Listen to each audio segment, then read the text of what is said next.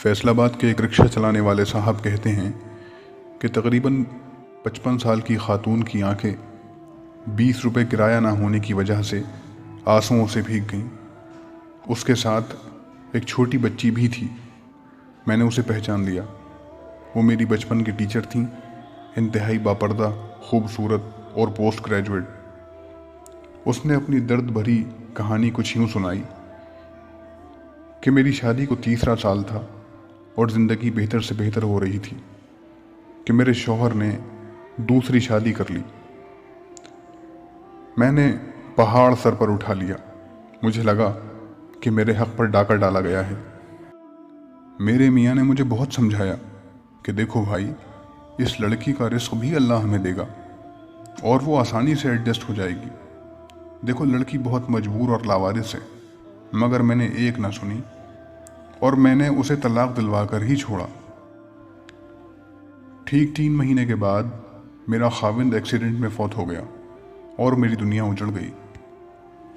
میری گود میں ایک بچی تھی، اسے لے کر اپنے والدین کے گھر آ گئی۔ زندگی میں مجھے اپنی اس غلطی کا احساس ہو چکا تھا کہ میں نے جان بوجھ کر اپنی سوتن کو طلاق دلوائی تھی۔ اب میں اپنی اس بہن سے زیادہ مجبور تھی اور نکاح کی خواہش بھی دل میں تھی، لیکن کوئی بھی معیاری رشتہ نہیں مل رہا تھا۔ فارغ ہونے کی وجہ سے اسلام کا بھی بخوبی مطالعہ کر رہی تھی۔ پہلی بار مجھے اسلام ثواب سے ہٹ کر ایک سوسائٹی کی ضرورت لگا۔ میرے تایا زاد بھائی گورنمنٹ ملازم تھے۔ وہ مجھ سے نکاح کر کے سہارا دے سکتے تھے، مگر وہ اپنے گھر میں مسئلہ کھڑا نہیں کرنا چاہتے تھے کیونکہ وہ شادی شدہ تھے اور ان کی بیوی ظاہر ہے معمول کے مطابق رکاوٹ بنتی۔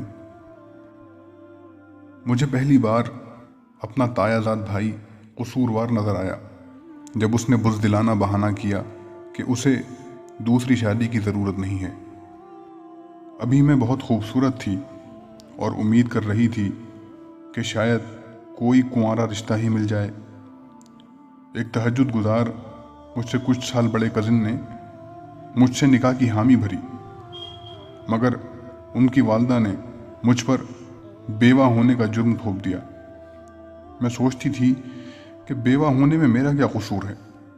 میرے دل سے پہلی بار اس معاشرے کی بربادی کے لیے بد دعائیں نکل رہی تھیں کہ میں معاشرے کو کیسے سمجھاؤں کہ ایک سے زیادہ نکاح مرد کی نہیں عورت کی ضرورت ہے۔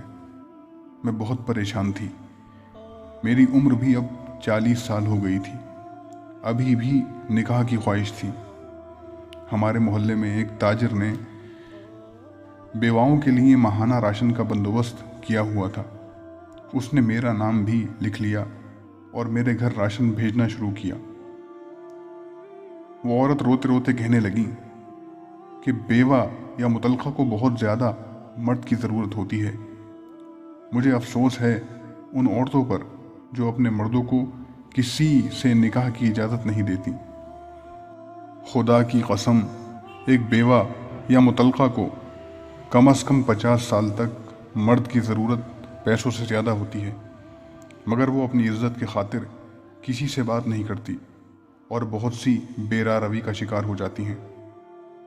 اب میری بیٹی بھی جوان ہو چکی ہے، اس کی بھی شادی کرنا ہے اور میں سوچ رہی ہوں کہ اس کی شادی میں کسی مرد سے کروں اور اس کو نصیحت کروں کہ کبھی اپنے شوہر کو دوسری شادی سے منع نہیں کرنا، تاکہ میں اپنی اس غلطی کا ازالہ کر سکوں جو میں نے اپنے شوہر سے اپنی سوتن کو طلاق دلوا کر کی تھی۔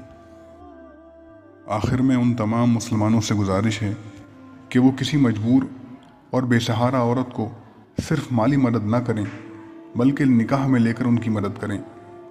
اگر ایک لاوارث اور بیوہ کو اللہ نے پیٹ لگایا ہے تو شہوت کا جذبہ بھی اسی اللہ نے لگایا ہے۔ اور یہ بھی گزارش ہے کہ جن کی بہنیں بیوہ ہیں ان کا نکاح کریں، ان کی صرف مالی مدد نہ کریں۔ نکاح سے مالی اور جسمانی دونوں مدد ہو جاتی ہیں۔ معاشرے میں دوسری شادی میں رکاوٹ خود عورتیں بنی ہوئی ہیں اور ایسا کر کے عورتیں عورتوں کی دشمن بنی ہوئی ہیں۔ مرد 4 نکاح کر سکتا ہے، اس کو اللہ نے اجازت دی ہے۔ وہ بھائی جو اپنی بہنوں کو دوسری شادی نہیں کرنے دیتے، وہ قیامت والے دن اس بات کا جواب دیں گے۔